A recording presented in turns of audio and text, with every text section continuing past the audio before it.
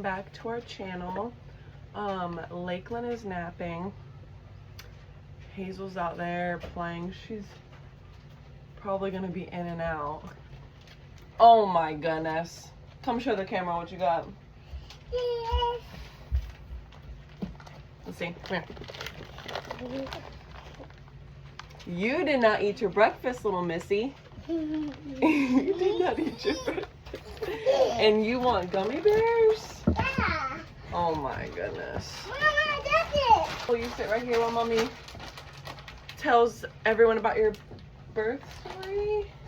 How you came into this big crazy world? Y'all, the dog, I swear the dogs are not allowed up here all the time. Only when we say it's okay. And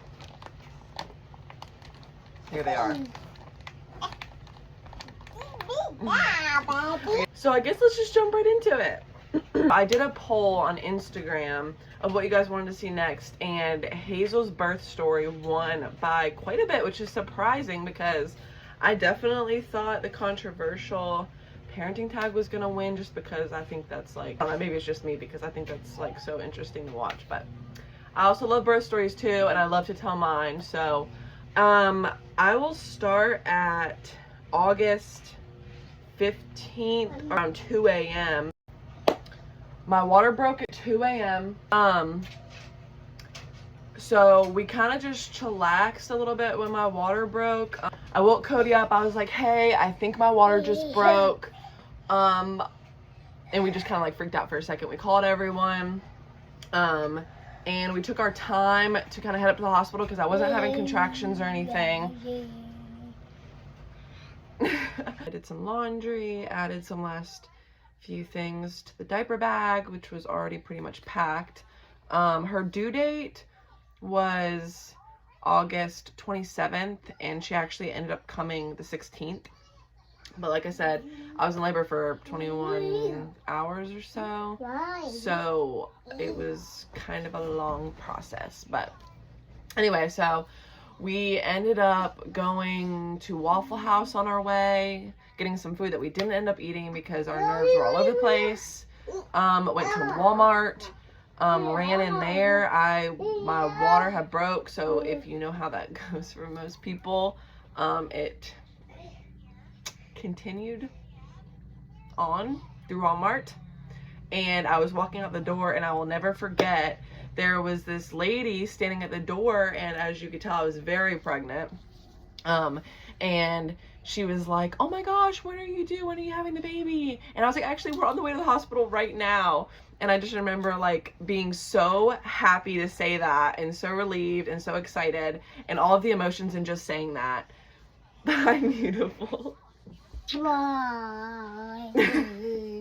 But yeah, so we got in the car, we left.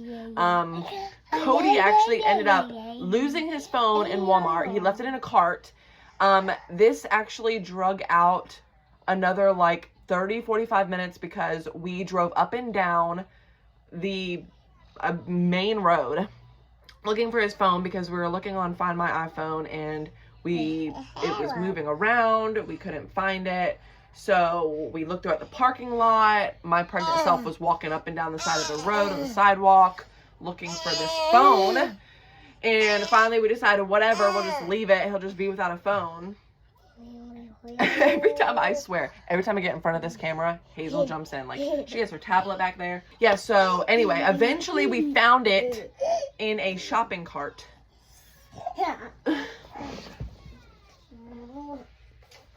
We found his phone. We drove to the hospital. I was not having contractions. At my last doctor's appointment, I was 1 centimeter, so I knew she was gonna come soon. We waited in the waiting room. Then we went to our actual labor and delivery room, and they gave me Pitocin. We were in there for a very long time, so pardon me if I forget some stuff or things don't really line up or I jump around a little bit, because that was 21 hours of complete chaos. So they gave me Pitocin. I was gonna try to go through it naturally, but honestly, if you know, you know, because that was not gonna happen. I was throwing up. I was absolutely miserable. So finally, I decided I was gonna get the epidural. They told me I was gonna have to wait like an hour and a half, and I really thought I was gonna die. I really 100% thought I was gonna die. But I knew to trust in God, and I knew I was gonna make it through, and he did the damn thing. So Hazel's heart rate started dropping. It would go up and come back, go up and come back. So we had to use the peanut, you know, the big ball or whatever, to keep me on my side, to get her comfortable and keep her heart rate where it was supposed to be. I was very big with Hazel. I gained like 65 pounds. So I was very uncomfortable. Once I had the epidural, I was not able to flip-flop around. So Cody had to do, honestly, not even a lie, probably like 85% of the work, because yes, I was no longer in pain, but I felt some stuff, but overall, I was doing a lot of tossing and turning. They had me flipping. At one point, they actually had multiple doctors rush in and didn't even say anything to me. They had multiple doctors rush in and start kind of like freaking out, like calmly freaking out, because her heart rate would drop and I would not know what to do. I did not know what was going on.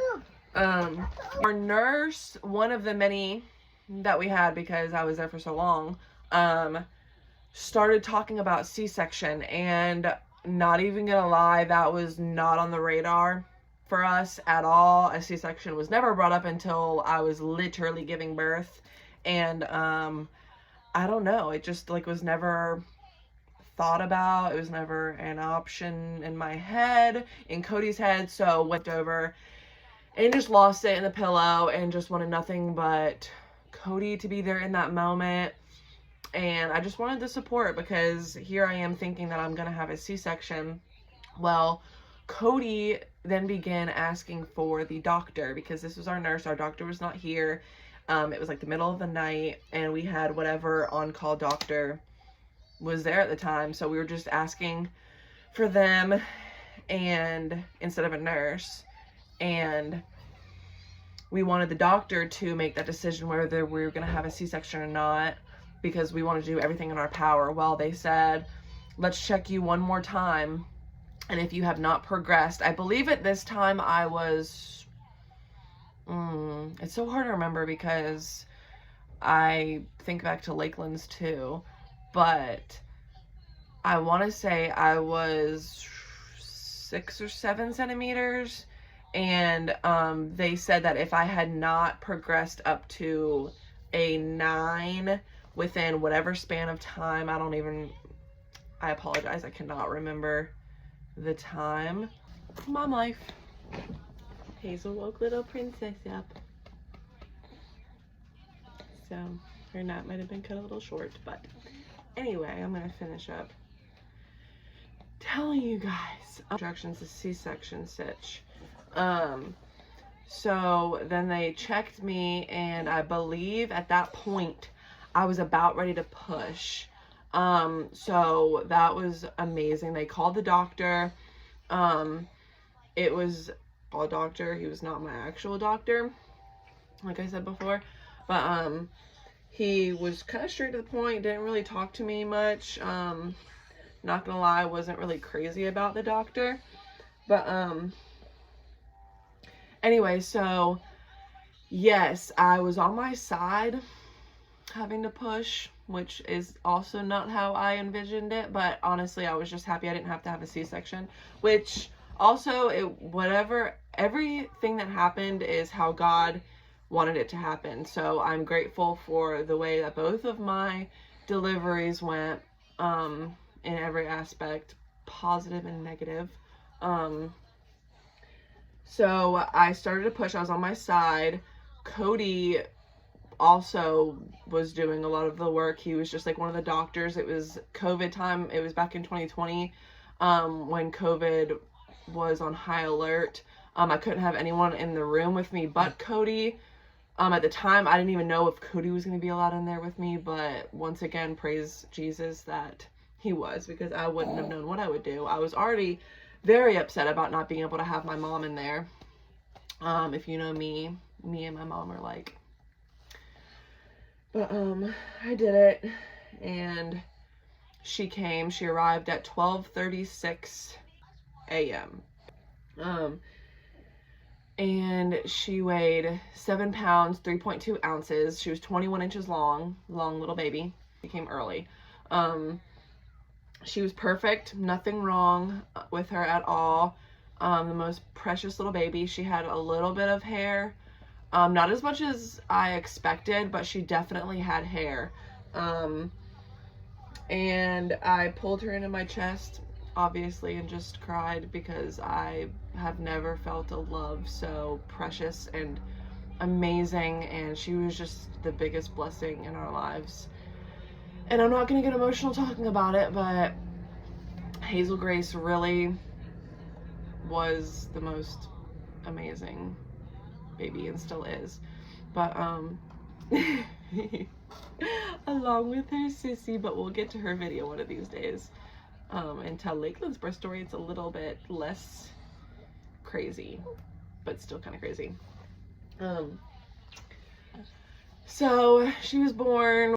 There was a couple times while we were in the postpartum room that she would wake up and like start choking almost. I don't know if that's normal. You guys can let me know in the comments below if that's normal, because I still am curious to this day that she would start choking, and they kept having to take her back to like take her away to like clear out her like lungs, I guess. I don't really know. Like they said stomach, but I still to this day don't really understand it. I just know that other than that, she was healthy and she had no issues. I was breastfeeding, and she was a booby baby.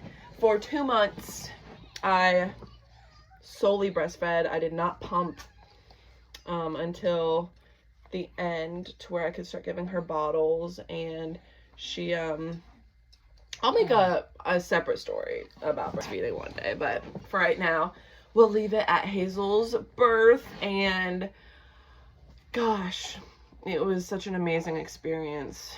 Not being able to rush, experiencing my water breaking, and yeah. Oh, also I did forget the part about the doctors saying that I may have lost too much water, because I was continuously like leaking. I don't like that word, but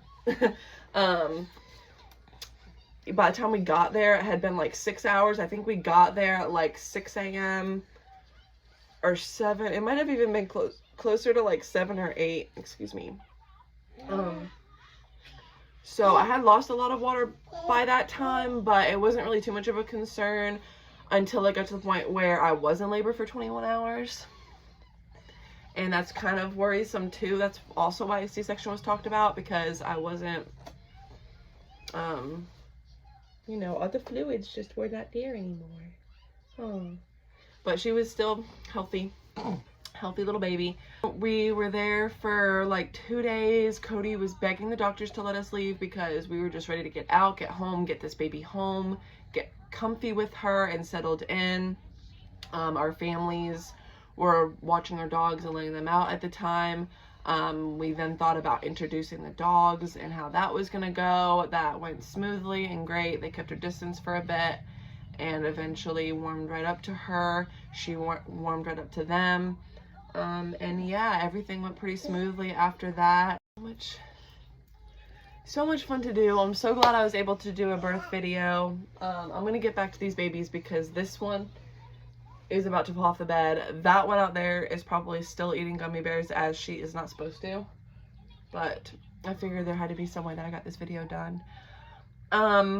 Comment below what you want the next video to be. I did Hazel's birth story. I could do Lakeland's next. Or I could do a family day. I think next weekend on Sundays, we normally do something as a family because Cody sometimes works on Saturdays. So I would love to record a family day and have it uploaded by Monday. Like I said, girl, you scared mommy. Whew. I thought she fell, but she just pulled on Hazel's tablet and it knocked everything off the dresser or the nightstand. But, yeah, I would love to post 2 times a week, but for right now, I'm going to keep it at 1. I'm going to keep my expectations for myself a little low, because it's all new to me and editing is new and takes time. So please be patient. If you do want 2 videos a week, let me know. Give me the motivation because I really would love to post 2 times a week. I just need the motivation to do so. And prayers because we are hopefully moving, and by the time you guys see this, I'm not gonna give anything away, but hopefully we will be piecing out of this place. But let me know down below what you want to see. Like, comment, share, and subscribe, and we will see you guys on Monday with a new video. Bye, y'all.